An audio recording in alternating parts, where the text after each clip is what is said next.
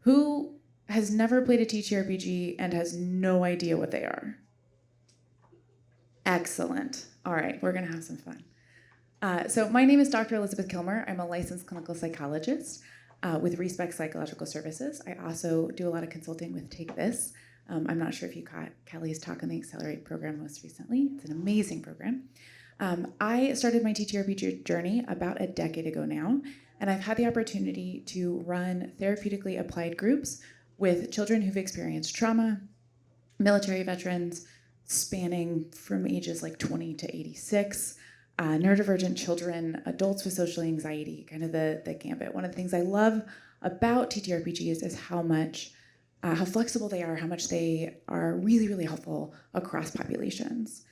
So we're specifically going to be talking about grief today. Before we do that, I want to let my lovely co-panelists introduce themselves.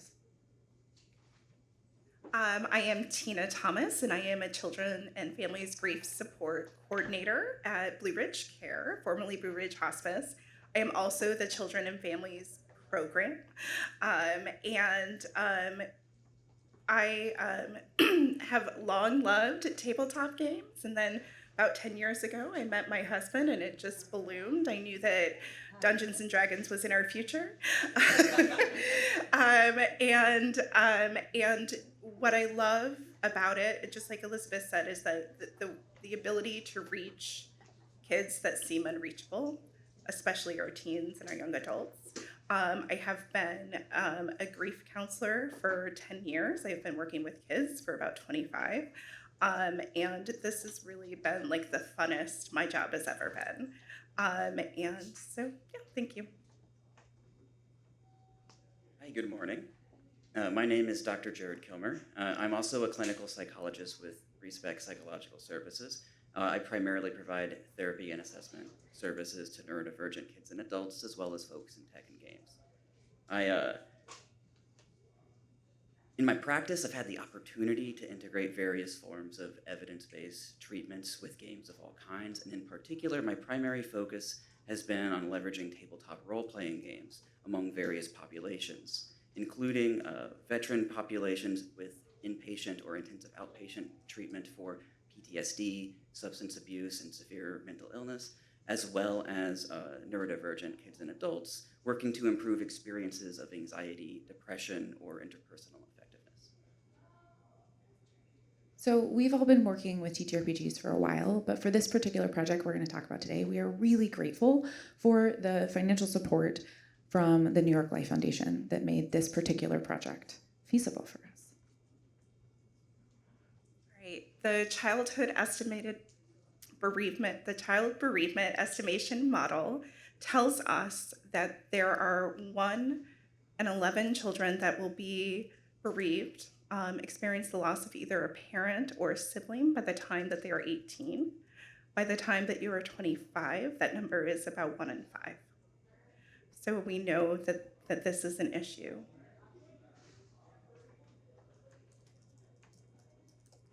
We also know that kids that are bereaved are 2 times more likely to experience significant home challenges. We know that 1 in 4 youth that die by suicide have experienced a loss. And we also know that they are 175% more likely to develop a substance use disorder in childhood. And so knowing this, how do we reach our kids? This journey for me started when I was a bereavement counselor and I was with the teens, and our therapy groups looked like all of the facilitators talking and the teens staring at each other with one-word answers. And then I went to my game shelf and I brought some cooperative games in, and like magic happened. They started playing roles to beat the game together, and I was like, I gotta get these guys playing D&D, because there was a group, it called for a group that provided both socialization and a space for our kids to process the dragons that they have already fought. Like, it's the perfect venue for them to go through the thing without specifically going through the thing. And that led us to Adventures to Grief. So this particular project has been going on for the last year. We have had the opportunity to partner with 8 specific sites, which has allowed us to recruit 20 facilitators who are all grief professionals of some kind and have some experience running groups. To those grief professionals, we provided 22 hours of training, and we've had ongoing every other week consultation. So I've been teaching people how to use TTRPG in therapy for years now, but the thing that has been different about this project is that most of our facilitators were not gamers first.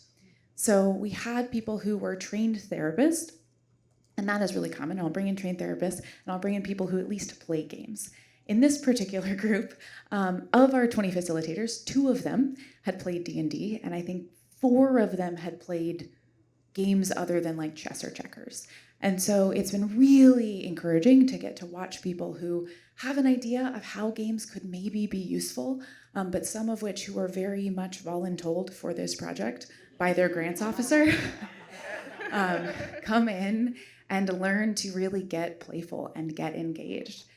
It's created a really awesome dynamic where people have gotten this opportunity to, as therapists, step back a little bit from that kind of expert space where they are doing therapy to their clients and really creating a much more collaborative opportunity. For some of these participants, the participants themselves might have more experience in TTRPGs than the therapist. And so really creating a nice space for people to get to grow and learn. This has also been really cool. We're doing research on this. We're going to tell you a little bit about that as we move forward. And it's anybody who's done research, it's a little scary to do research where your outcomes are based on people who have just been trained in the methodology.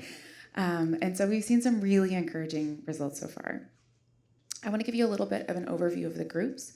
So each group is going to have a facilitator that's going to be the therapist, because so much of the therapeutic aspects of this come in through the gameplay itself. It's important that that GM, that facilitator, is the one who is the therapist. Some of our groups are going to have co-facilitators. These co-facilitators are often going to play NPCs. Groups are going to have 4 to 6 participants. These groups can be, generally speaking, run online or in person, but all of our groups for this project are run in person. And the ages are, the focus is on youth and young adults, so ages 13 through 26. We do not have 13-year-olds and 26-year-olds in the same group, but in the overall project. Groups are going to run for about 10 weeks. We've also provided a module that we built, the 3 of us, as well as pulled in feedback from our facilitators. So this is a module that is designed to specifically touch on different themes and aspects around grief and grief recovery. It also includes some psychoeducation at the beginning of each group. We've also made sure that in this particular module, we're avoiding particular themes that might be more likely to be challenging or kind of triggering for clients. For example, we don't have zombies in this particular module. We're not, raising armies of the dead. That's not what's happening. And groups themselves meet for 2 hours weekly. Group format, so they've got a little bit of time to check in, arrival, food opportunities. We do an introduction and a check-in to get everybody kind of warmed up and ready, thinking about their characters. There's a little bit of psychoeducation around kind of common grief recovery, bereavement topics. Then there's 60 minutes of gameplay, which is really the meat of these groups. And then an opportunity for 30 minutes of processing. That processing is going to look really similar to kind of any kind of traditional group therapy. So there's a lot of focus on communication about what is kind of happening in the here and now, what happened in the group, how that is connecting to the individual's lives outside of the group as well.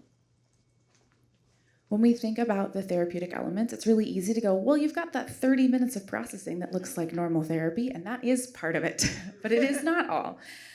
So we have the psychoeducation at the beginning that allows participants to understand a little bit more. We talk about things like the ring theory of grief. There are story and NPC themes around communication, around loss, around relationships. The player characters themselves, so when participants play as a character, they get to embody that character. They get to make that character have things that are aspirational for them. Maybe they want to be a little bit more social. They've felt really disconnected in their grief. They've had a hard time making friends or staying connected with friends because everything in their life feels really different now. And so having that character that maybe is a little bit more social, or that character who's way less social and way more grumpy, and getting to kind of have that freedom to experience these things that may not be as appropriate or okay in a school or even a work setting. You get the opportunity to role play skills in a way that doesn't suck. There's a lot of role playing in traditional therapy, and it is often really awkward and stilted and uncomfortable, and no one wants to do it. And so when we're working on things like self-advocacy, when we are working on communication, getting to be somebody who is trying to convince this giant tree person that like you should give them information about the evil wizard that has clearly just come through this area, instead of minding their own business and not letting you know what's going on, is generally going to be more fun than sitting down and thinking like, okay, well, how do I ask my friend for more space? Or how do I ask my friend to check in on me? Or how do I tell my teacher that I wasn't able to complete that project and I need a couple more days? So we're still getting to practice those skills. You also get tons of processing opportunities. There are going to be themes that are going to come up intentionally because of the way the module is written, and unintentionally because everybody gets to bring something to the table in this collaborative storytelling experience in this safe space. If something goes wrong in the game, honestly, that just makes for better stories later. You are not going to lose a friend. You're not going to get a bad grade at school. You're not going to get in trouble at work because of something that happens in the game. So it allows for that practice and that reflection. So I mentioned this is a research project. We collected surveys. We did pre, mid, and post assessment. We looked at the prolonged grief disorder scale, the UCLA revised loneliness scale, as well as the self-report emotional intelligence test. So we really wanted to understand both, does this have a clear impact on kind of grief symptoms itself, as well as that social connectedness and emotional intelligence, because those are things that we see both as strengths of role-playing games, as well as challenges for anybody who's experiencing grief or a mental health challenge of kind of any kind. We also asked for open-ended responses to assess expectations and experiences.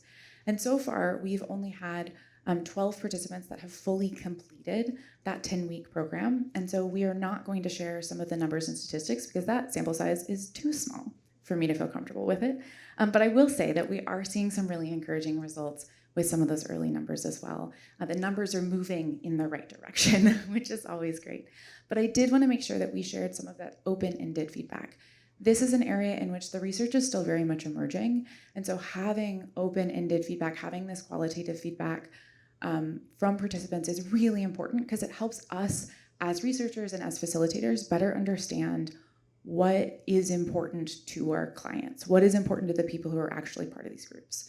So we're going to share a little bit of that. So looking at some of our qualitative data, some of the midpoint feedback we've already received is that 100% of participants would recommend this group to other people experiencing grief. And this is teenagers giving us this feedback, to be clear. And I think another important caveat is this wasn't done. They had not received the full dosage of treatment. They had not gone through a full adventure arc together and overcome the superordinate goal they all agreed to do. They were all at the midway point. Someone considering joining the group would, this should know what, is a question we asked our participants. And we got feedback saying, it's helpful, it's enjoyable, it's super fun. They will feel a lot better after joining. And improvisation and projecting your own story onto a fictional character can provide a way to sort through everything through another pair of eyes, and that's a useful tool. And that's something I knew in advance, but again, to see our participants realize this so quickly in the process, I think is a particularly big deal, and to gain insight into stepping back from themselves and their own problems and being able to not just look at themselves from a third-person perspective, but how they interact with each other in a group, how other people are going through similar experiences, and not on an intellectual basis, but on an experiential basis. We also asked what some of the most useful parts of this group, and we got feedback including working together and building team skills, having kids with similar ages or similar issues and losses to me, making friends with people who have gone through similar things, and meeting people with similar experiences. And so there is a big theme of I'm not alone here, and that's a big deal because most of us, if not a universal truth about people, experience a loss or go through a hard time at some point in our lives. But in our society, we don't always talk about it, and we don't always go through it at the same time. And so there's often a sense of isolation when we are moving through these difficult moments in our lives. And so to be in a group with a focus on something like this, above and beyond classic therapy, where we all know we're going through something like this, but we might not be engaging with each other in the same way, is a big deal. And you can sort of watch these kids very quickly move from individuals engaging with the facilitator, one-on-one, to like a team ensemble, like a superhero movie midway through. What was the least useful part of these groups is another question we had asked. And it's really encouraging to see 3 out of 4 here. I don't know, nothing, it was great. But also, one person said, or actually a couple people said, this is the best representation, the in-party arguments and moments where we were unable to find cooperative solutions was probably the least useful. And I love that feedback because there really should be a massive asterisk on that statement. It was probably the least pleasant part of the group, but it is a beautiful opportunity for individuals to have conflict and work together to find solutions on how to navigate forward, and ultimately they always did.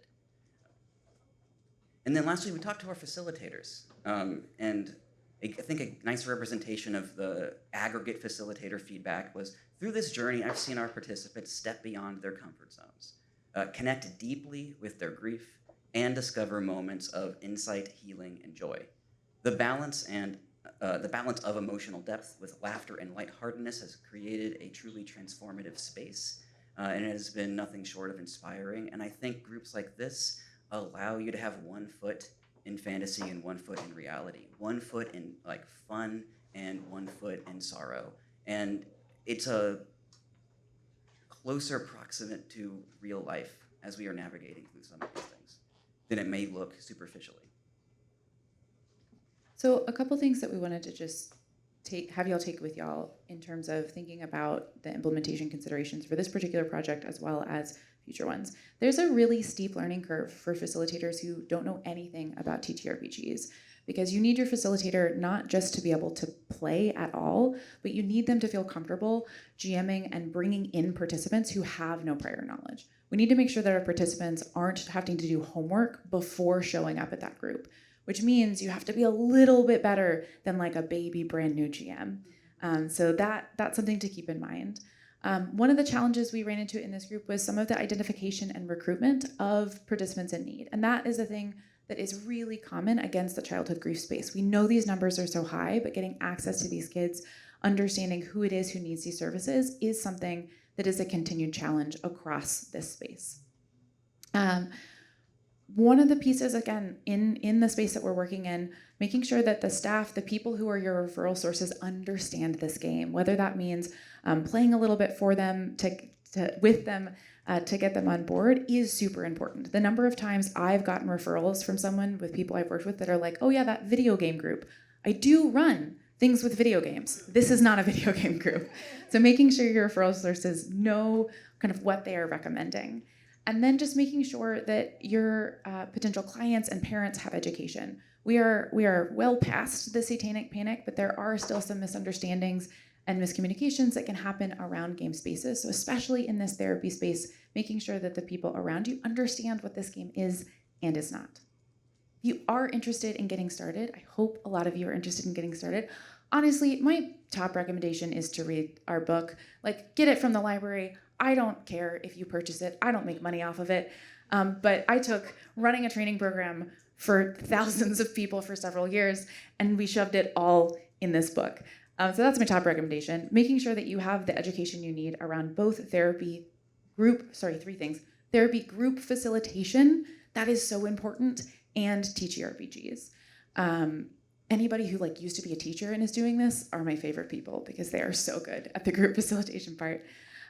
Having a plan, understanding kind of what your group is going to look like, what is the population you want to connect with, and then making sure that you have that staff and education buy-in. Here's the reference system for the reading slide, if you want to take a picture. But thank you all so much for coming to this talk. We're really excited to see where this goes next. Thanks so much. And we will stick around for questions either here or we will head out to the back to not disturb the next talk. But thank you all so much for coming.